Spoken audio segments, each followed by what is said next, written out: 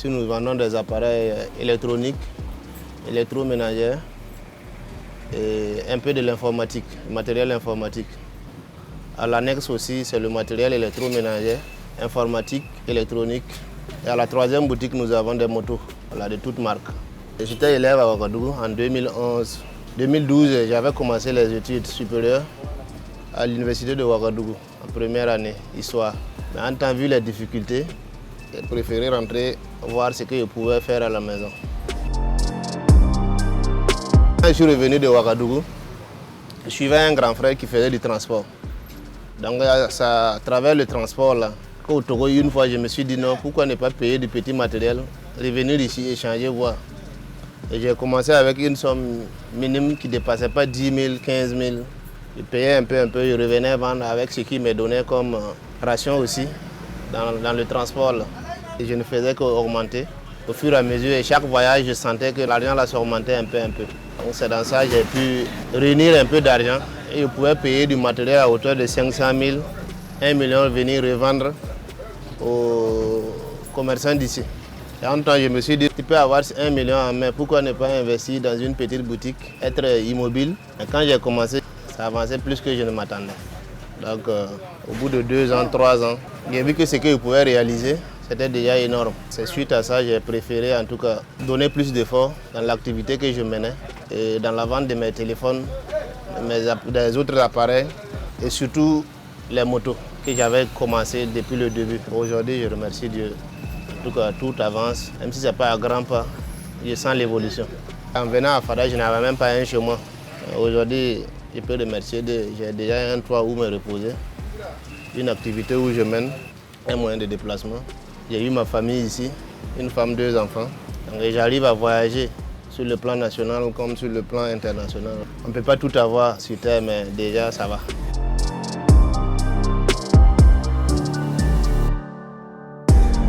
Dans la boutique ici, on est 4, plus la secrétaire, 5 personnes.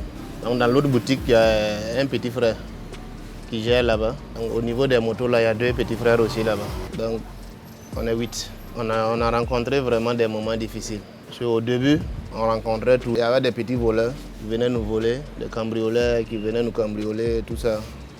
Et entre-temps, à ma 2e année d'activité, ma boutique avait pris feu.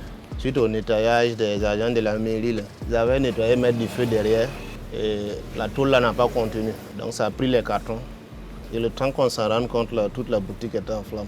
Le commerce entier, c'est tout un risque. Tu peux payer, venir, ne pas vendre. Tu peux payer, venir vendre. Tu peux payer, venir voir que c'est pas bon.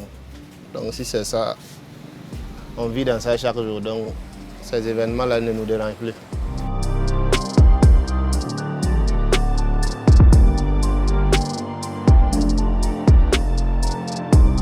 Moto, ça vient de Ouagadougou. Il y a les grands frères qui font descendre ça de Ouagadougou, provenant de la Chine. Et on part aussi pour venir revendre ici. Aujourd'hui, on ne paye plus les motos de 50 parce que ça devient plus cher que si on dédouane à Ouagadougou et on fait rentrer dans la province. Ça marche 6. Cette année même, ça a été bizarre suite à l'insécurité.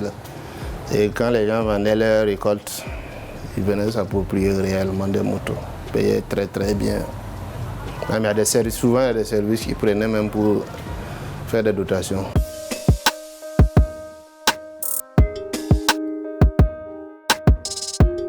Elias, c'est un petit frère, mais très ambitieux.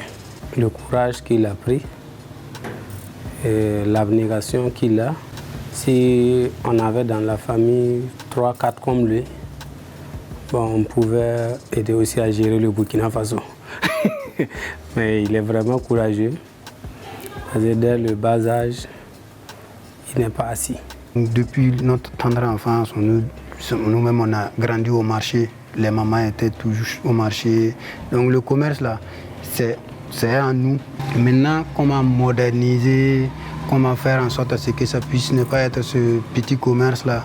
Ça vraiment, il a trouvé ce circuit, il a trouvé ce secret, il a percé ça. C'est notre petit frère, mais ça nous apprend beaucoup. Nous, en toute humilité, ça va nous servir et on va pouvoir avancer, on va pouvoir servir. Je suis chauffeur, actuellement j'entreprends. On a mis en place une quincaillerie et on fait également des prestations de services auprès des structures de la place. Et on rêve de pouvoir emboîter les pas de ceux qui nous ont beaucoup devancés dedans. Le parcours d'Ilias a été une leçon. On a dû en tout cas être sa force à travers le soutien moral, à travers même souvent une petite partie de marketing entre griffes. Voilà, parce que c'est aussi ça. Et on a travaillé à recommander ses services parce qu'effectivement, toute personne qui venait vers lui trouvait satisfaction. Donc on a aussi écouté les critiques des uns et des autres, ce qui lui a permis de mieux. Heureusement, il n'a pas été têtu entre griffes. Il a écouté, il a pu mettre en application. Voilà, et le résultat vraiment, c'est ce qu'il y a. Franchement, ça nous a beaucoup galvanisé parce qu'on avait déjà quelqu'un sur le terrain à travers qui on pouvait aussi s'appuyer pour se lancer. L'école m'a beaucoup aidé. Ça m'a beaucoup ouvert l'esprit. Et en tout cas, ça me donne beaucoup de force aujourd'hui. Puis j'arrive à convaincre même mes clients verbalement. J'écris mes factures moi-même. Je peux faire mes achats moi-même, même à l'extérieur pour convertir de l'argent, je convertis moi-même.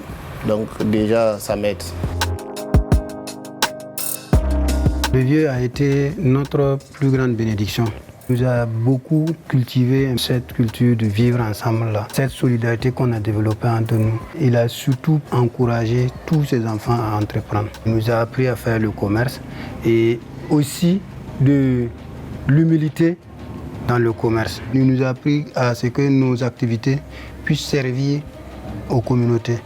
Il faut qu'on arrive à avoir des prix qui prennent aussi en compte les besoins des clients.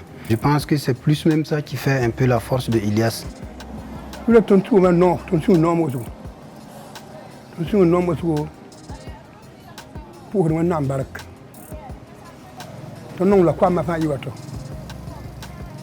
Non la fadagil quoi ma femme bokon un nam son ko potera la kwato c'est la kanto mpa ngobe burkina na avance burkina tanga tawr tout ma fa tout ni sur ni ni wumyan ngusum yan un respect agnen ni tiama respect agnen poyan respect c'est tiang na ba respect et tiang mo khanga respect respect bamma.